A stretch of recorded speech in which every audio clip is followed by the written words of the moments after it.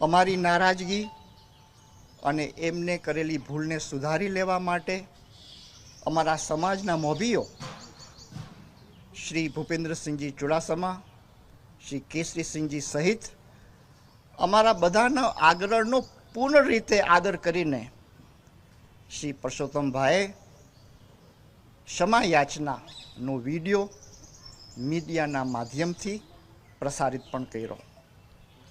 શેમડા ખાતે મળેલા ક્ષત્રિય સંમેલનમાં એમને કરબદ્ધ ક્ષમા યાચના પણ કરી.